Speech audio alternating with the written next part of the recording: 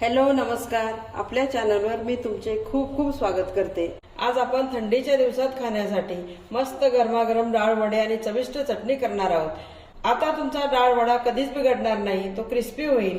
कारण आपण डाळ वड्यामध्ये एक खास पदार्थ टाकणार आहोत की ज्यामुळे आपल्या डाळ वड्याला बाइंडिंग सुद्धा येईल आणि आपला डाळ वडा चविष्ट सुद्धा होईल. चला तर मग घरच्या साहित्यात बनणारे डाळ वडे कसे करायचे ते आपण पाहूया. बघा, आपल्या डाळ वड्यासाठी एक मोठी वाटी डाळ 4 तास भिजवून घेतलेली तुम्हाला दाखवते. हे बघा, असे पटकन तुकडे होतात. आणि मी तुम्हाला सांगितलं की आपले डाळ वडे कधीच बिघडणार नाही, त्यामध्ये आपण एक खास पदार्थ टाकणार आहे. तर तो पदार्थ आपण घेतलेला आहे. बघा, पोहे खायचे 2 चमचे, उडदाची डाळ घेतलेली आहे, ती सुद्धा आपण 4 तास भिजवून घेतलेली आहे. उडदाची डाळ टाकल्यामुळे आपल्या डाळ वड्याला छान बाइंडिंग येतं आणि आपला वडा चविष्ट सुद्धा होतो. आता ह्या सर्व डाळीवरचं पाणी आपण काढून घेऊ. डाळ आपण चाळणीवर निथळत ठेवू थोडा वेळ. बघा, आपल्या डाळ वड्यासाठी 15-20 काळी मिरी घेतलेली आहे, 1 टीस्पून जिरे घेतलेले, 1 टीस्पून आपण बडीशोप घेतलेली आहे, 1 टीस्पून धन्याची पूड घेतलेली आहे. आपण खलबत्त्यामध्ये बडीशोप, जिरे आणि मिरे ओबडधोबड कुटून घेऊ. बघा, खलबत्त्यात थोडं जाडसर आपल्याला कुटून घ्यायचं आहे. अशा पद्धतीनं धने, जिरे, बडीशोप अशी जाडसर कुटून घेतलेली आहे या पद्धतीनं. बघा, आपल्याला यातली 2 चमचे डाळ काढून घ्यायची.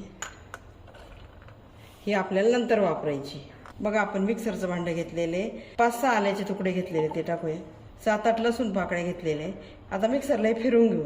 बघा, आलं लसूण आपण अगोदर का वाटून घेतलं. डाळीमध्ये आपल्याला पाणी अजिबात वापरायचं नाही आणि मग ते लसूण आल्याचे तुकडे तसेच राहिले असते, म्हणून आपण अगोदर वाटून घेतलेले. मिक्सरच्या भांड्यात आपण डाळ टाकू आता.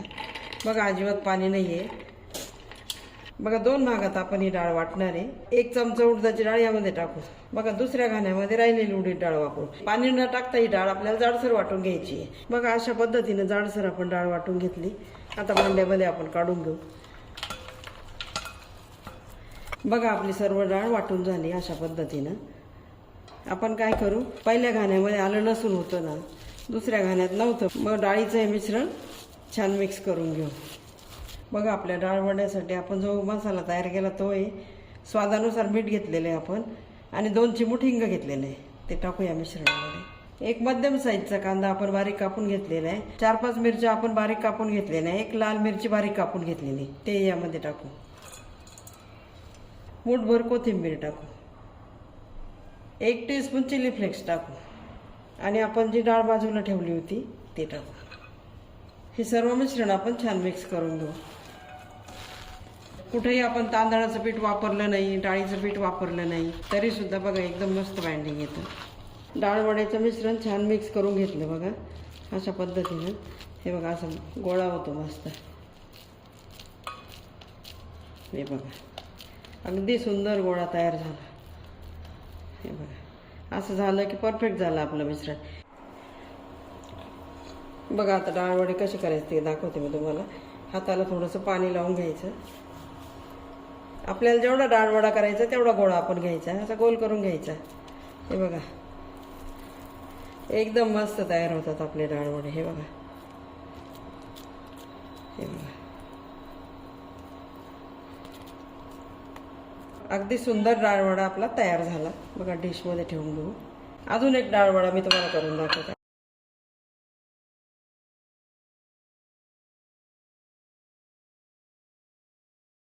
दुसराही डाळ वडा आपला मस्त तयार झाला. सर्व डाळ वडे या पद्धतीने मी करून घेते. बघा, सर्व डाळ वडे या पद्धतीने करून घेतले मी.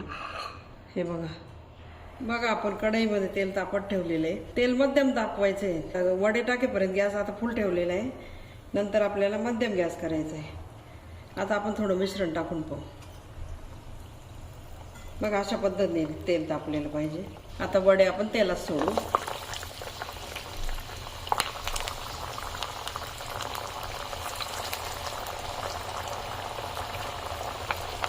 आता आपण गॅस मध्यम करू आणि सुरुवातीला आपल्याला त्याला झारा लावायचा नाही आहे. आपोआप बुडबुडे कमी होतील आणि गॅस जास्त फुल असला तर काय होतं की आपले वडे मध्ये कच्चे राहू शकतात. बघा, आता बुडबुडे कमी झाले. आता आपण याला पलटी करू.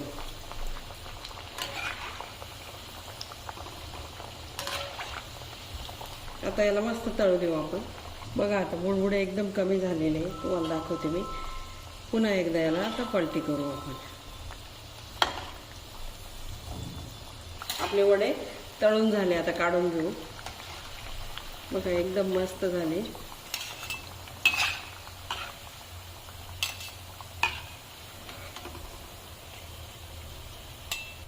हे बघा एकदम मस्त झाले आपले वडे. रंगही किती छान आला. बघा दुसराही घाणा आपला तळून झाला, आता काढून घेऊ आपण.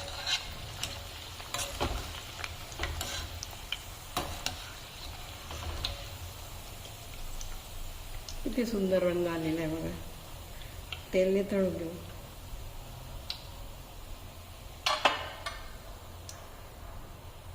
हे बघा आपल्याला एकदम चविष्ट चटणी करायची. एक भांडं तापत ठेवलं, त्यामध्ये मी 1 टेबलस्पून तेल टाकलेलं आहे आणि अर्धा टीस्पून मोहरी आणि अर्धा टीस्पून जिरे टाकू आपण आता यामध्ये. पोहे खायचे 2 चमचे आपण हरभऱ्याची डाळ घेतली, ती परतून घेऊ यावर. अर्धा मिनिट परतली फक्त मी. 2 उभे कापून घेतलेले कांदे टाकू. कांदा थोडा परतून घेऊ. कमी गॅसवर आपण कांदा थोडा मऊ करून घेऊ. अर्धा मिनिटच परतायचा आहे कांदा. हिरव्या मिरच्यामध्ये लाल झाल्या, त्या 2 मिरच्या घेतल्या त्या टाकू. तिखटपणासाठी घेतल्या मी. आणि 7-8 बॅडगी मिरच्या टाकू, ते परतून घेऊ. 7-8 लसूण पाकळ्या टाकू. 1 चिमूट हिंग टाकू. 2 टमाटे मध्यम कापून घेतले, तेही टाकू. थोडं परतून घेऊ आपण. 1 टेबलस्पून कोथिंबीर घेतली, तीही टाकू. 1 टीस्पून मीठ टाकू, म्हणजे टमाटे छान परतले जाते. चटणीसाठी जे मीठ लागणार आहे ते या स्टेजला आपण टाकून देणार आहे. आता टमाटे मऊ करून घेऊ आपण. बघा आपले टमाटे एकदम सॉफ्ट झाले. अशा पद्धतीने करून घ्यायचे. चिंचेची चटणी केलेली आहे, ती 1 चमचा चटणी टाकते मी. मिक्स करून घेऊ. आता मी गॅस बंद करते.